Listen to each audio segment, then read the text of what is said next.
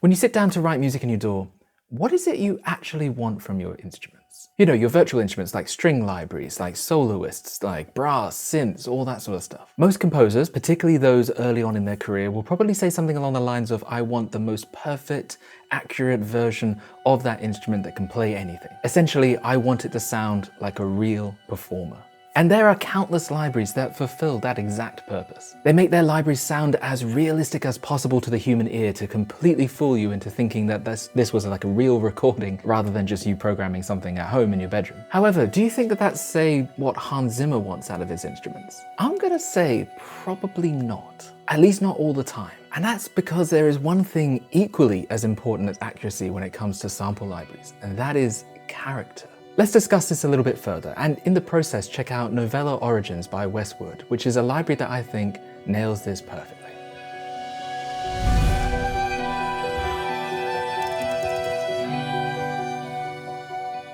Hey, my name is Steve and welcome back to Command Shift New. The reason I think that Hans Zimmer, for example, doesn't want just accuracy from his instruments is because he actually is kind of in the business of making his own samples and his own sounds all the time. He's shared before on, say, the Dune soundtrack, how he took these kind of like vocal samples and chopped them up and mixed them up with electronics and made a distorted guitar sound like a bagpipe. He has stacked more horn players in a room than I think anyone else ever has, and done things like doubling the number of string players in a section, all to get like a bigger sound and a new sort of sound that he hasn't had before. And that's why he's doing it. He's looking for a sound he hasn't had before. Something inspirational, something emotive, something that moves and changes and develops and isn't just what we've heard before. It obviously works in a film score capacity. It's kind of a place where you want that kind of movement and texture and interest and detail. Of course, he completely relies on standard conventional playing as well, but there's a time for being conventional and a time for sound exploration.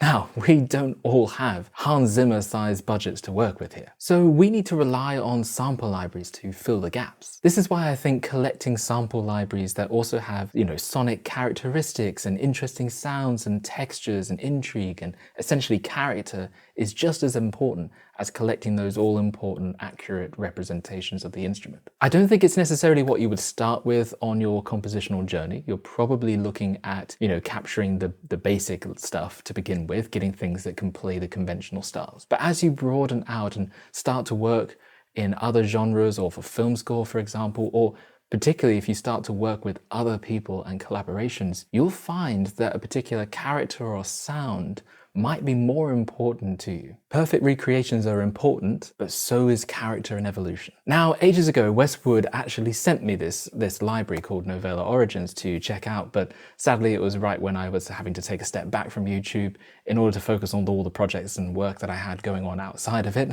so I didn't really get a chance to fully explore it at that point. But actually, I've had it over the last few months now, and it's given me more of an appreciation for this idea. I feel like it's kind of earned, particularly over the last few tracks that I've written, its place within my collection. Why is this? Because it really does create a vibe, an emotion, an evolution of this sound and movement within a single note even. And it's not the only library that does this is just one of them. And I've got lots of different libraries to compare and use for different projects. But having this library and its particular character at my disposal is great and really expands what I can do just from home. It is definitely nice to record your own samples where possible and create your own sounds from scratch that no one else has access to, but we don't all have necessarily the time or the budget or the equipment even to create something like that. So it's great to have this sort of option to use at home, but also you can take this sound and manipulate it and warp it further and continue to make it into your own. Let me show you some of the instruments in this piece that I've been working on that uses this library quite a bit and combines it with another set of instruments from various other developers as well that I also think have really strong characterful sounds.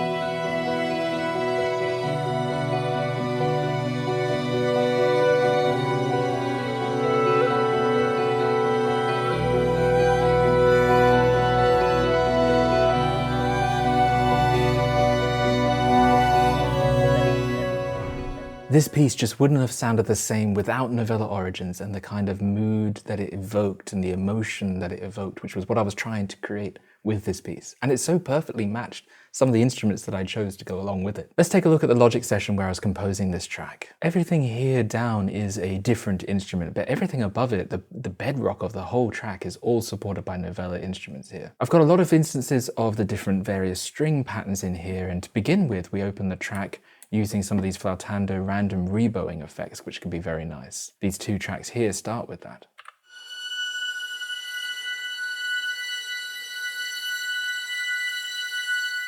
Just introducing a really light texture. One thing that I absolutely loved was this improv patch, which kind of creates a little bit of movement and interest within the standard sustained notes. It's still playing all the same sort of sustained notes, and try saying that 5 times fast, but essentially it's creating a little bit of intricacy and movement within it.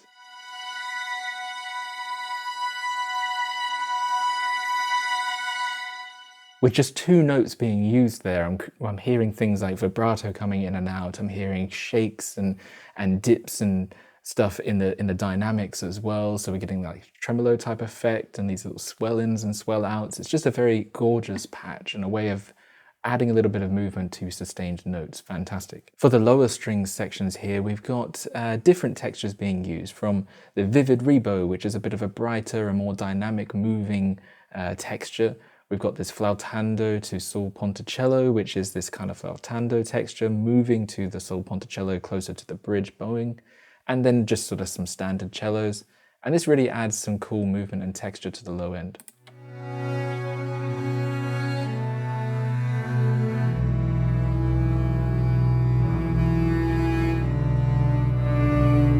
And you can really hear how things change as the texture goes to this raspiness and then back again. And that's what really makes this library cool. To help thicken this all out, they've actually got a full string section. And one thing that I really liked in this full string section is the ability to play chords. So I'm just on the ensemble chord mode. I use my key switching down the bottom here to switch between, major chord or suspended 2, minor chords, all that sort of stuff. And then I got 3 ranges, so I can select different chord arrangements using the full ensemble. And I felt like this was a really good way to end this track, to kind of add a little bit more body and weight to the track. If I highlight all the strings here and listen to this as it sort of develops in the end of the piece, you can really hear how it strengthens it as it comes more and more to the front.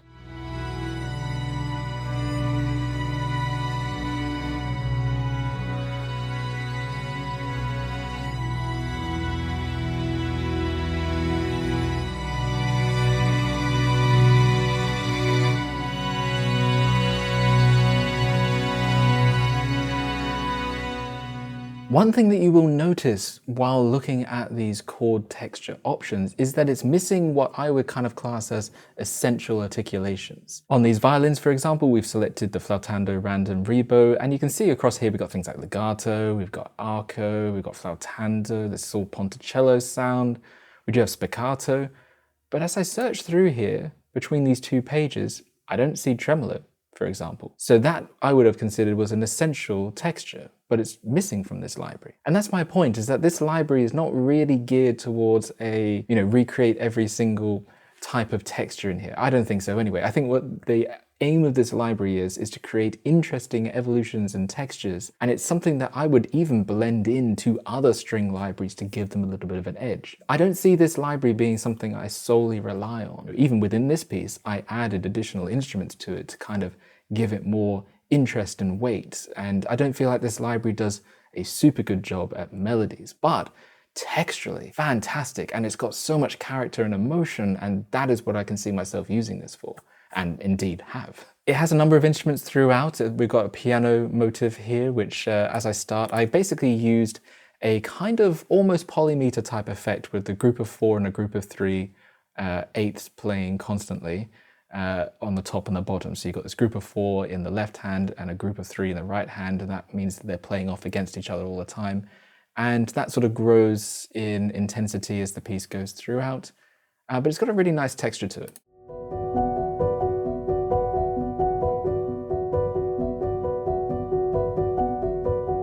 I I did find when I was mixing it that it was very bass heavy and very woofy, which I did have to remove a little bit. I think it's a little bit too low end detail, and that kind of obscures other things in the mix. So that's something that I would say I noted as I was going through this. The other thing I noted is that like this has different microphones that you can adjust. So on the first one there, you got, you know, the classic kind of the full mix, you got closed room and hall. But then when you go through to the second one, you've got things like the key sounds, the string sounds, and the pedal sounds. So I actually turned off the pedal sound because every time I pressed the pedal key on my MIDI controller, like we ended up with this like doof, as this sound of the pedal dropping was there. So I turned that off, for example. I can still just about hear it in the other microphones, but that prominence is no longer there. But it is there because I think character-wise, it could be very interesting to have that pedal sound. It kind of makes it feel like you're in the room with the piano as opposed to listening to a nice recording of a piano. It kind of adds just that little texture and detail. One thing I would love to shout out is the guitar sound. I rarely like a guitar sound from a library. Because I'm a guitarist myself, I kind of get used to hearing what a real guitar should sound like. But this actually does a really nice job. Just using the sustain here to ring out some chords in a kind of guitar-like fashion with a rolling pick.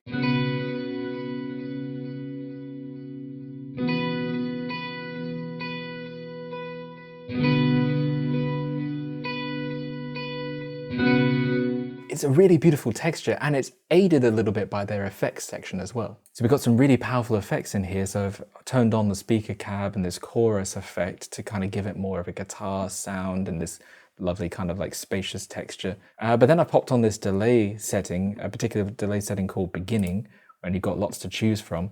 And it's just awesome. And it's creating this kind of like spacious sound that I would actually put on my guitar, that I would often play with reverb and delay that kind of wash out the texture and fill the gaps between strummed chords. I love as well that in the textures, there's actually a guitar scratching sound, which just adds a little bit more realism. So I added a second track here called Guitar Scratches, and it just adds a little bit of a squeak as we go through to the second chord.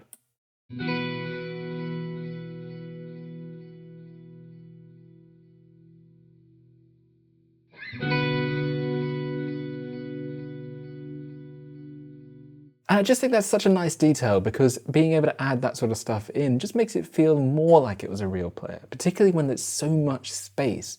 We really need it to feel right. Also, completely by chance, I feel like Westwood and I were on the same sort of idea with what a guitar library can do with this neck sustain patch. They use this unmeasured pick sound, which is constantly basically picking an irregular rhythm on strings, and then you can hold down different notes and get this interesting texture. So it's more of a textural thing. And it does that for a thumb texture as well, so a harsh pick biting sound or a thumb sound.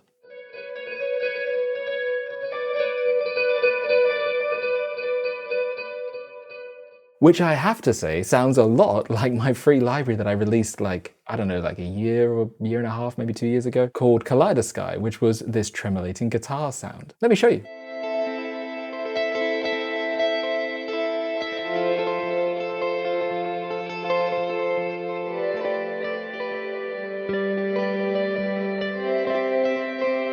So I just think it's kind of funny that you get that sort of same sound. The choir as well, it kind of, I think, highlights very well what this library is about. Because if you look at the choir, it's only alto singers, which means the range is incredibly small.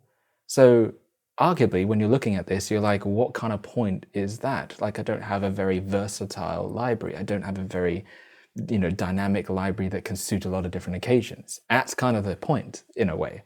Like, this is meant to target a specific kind of sound and texture. And the texture of these two instruments, I've got one here where it's just the chatters, and then one which is going from ums to ahs. And that's creating a very unique texture within that range that blends in nicely to this piece. It's not meant to be an adapt-all sort of situation, I feel. I think this character is more important and therefore more useful to this piece than that adaptable library that I have.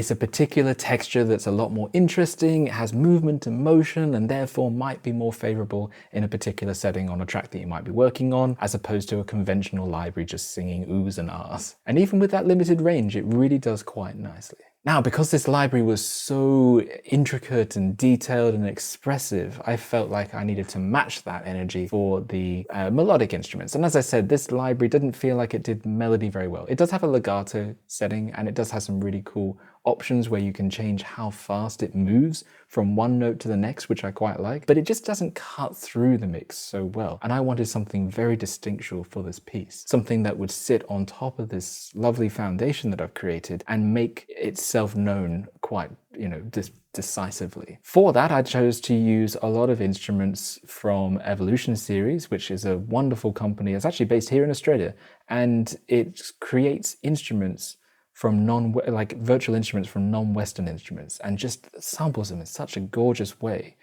in a way that doesn't just simply capture a sound and make sure that it stays the same pitch all the way through. It captures the expression of the library. For example, the bawu is just a beautiful instrument that I absolutely love, and this sample library captures it so well, I feel.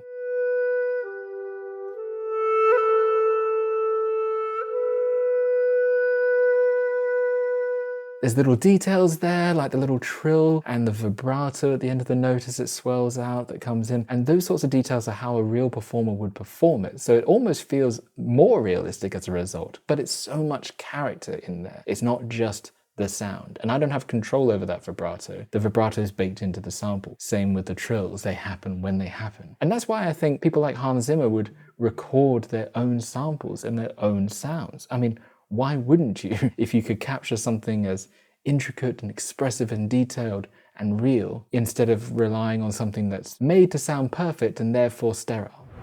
So through this track, I hope that I illustrate my point, which is that we need accurate libraries, yes, but we also need characterful libraries, ones that evoke mood and emotion as well. Sadly, at the moment, you cannot have one library that seems to do it all, at least not yet anyway. A library that would do it all means that it has been sampled so many times in so many different combinations and would be a massive library. So I don't think there are many companies that have taken that on, if any at all. I can't think of any off the top of my head. For now though, there are sample libraries that will do your accuracy really, really well, and then there are sample libraries that will also do your character really, really well. Having both as part of your sonic palette does widen your opportunities to take on more. As always, of course, though, it is entirely up to you what libraries you go for and what libraries you like the sound for. It depends on whether you're just writing music for yourself, writing for others, writing for film score. It really depends on your situation, so develop your sonic palette to your taste and to your needs. This is just a toolkit after all. Include whatever you want to get the job done. Thanks Westwood for sending this instrument across for me to check out, and I will leave a link for anyone that's interested in checking that library out further.